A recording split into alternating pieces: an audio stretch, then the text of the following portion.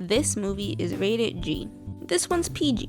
Hey, it's PG-13. How about R? These are all movie ratings that we see everywhere, telling audiences the suggested age groups of various films. As a young kid, I would get a lot of classic children's movies on DVD and see that they're rated G. But nowadays, it's rare to ever see the rating. Most movies marketed towards children are now rated PG instead of G. Why is that? What happened to the G rating in modern films? And what do these ratings even mean? I came across the idea for this video while making my Wizard of Oz video.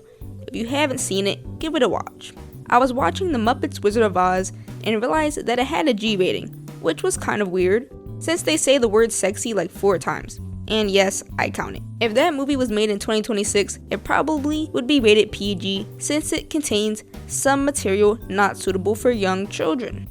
But to understand why this film is rated G, we have to start from the beginning at the creation of the Motion Picture Association of America Film Rating System, or MPA for short.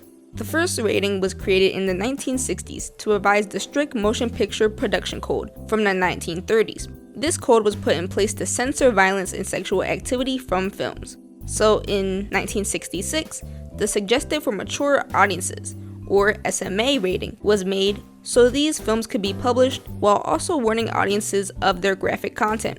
This started up the film rating system, with more film ratings coming out in 1968. These ratings were G for general audiences, M for mature audiences, R for restricted, which means persons under 16 aren't admitted without an adult, and rated X. Persons under 16 are not admitted at all. These ratings were used from 1966 to 1970, and these ratings pretty much stayed the same for a few years with some name changes. M turned into PG in 1972 for parental guidance, and X changed into N17 in 1990 for no children under 17. But in 1984, the PG-13 rating was created because parents were complaining about violence in PG films, which explains why movies like Jaws and Indiana Jones were PG when they probably shouldn't have been. And this edition of the PG-13 rating also explains why some movies are rated G when they probably should have been rated PG. A lot of classic children's films have violence or very serious topics that wouldn't be suitable for young children. For example, Beauty and the Beast and Mulan are both G-rated films that came out a few years after the PG-13 rating. They're still kids' movies, but they have some violence and death in them. And same goes for a lot of other classic children's films that were made before the film rating system. If these films came out today, they would definitely be rated PG for having violence and some mature themes. Other films that came out just a few years later and have the same amount of violence are called PG, just because people were realizing that violence shouldn't be for general audiences, and many parents would need to be cautious before taking their children to watch. Take The Incredibles for example, and compare that to Mulan. They both have mass death and people about to die on screen, but Mulan was made in 1998 and The Incredibles was made in 2004.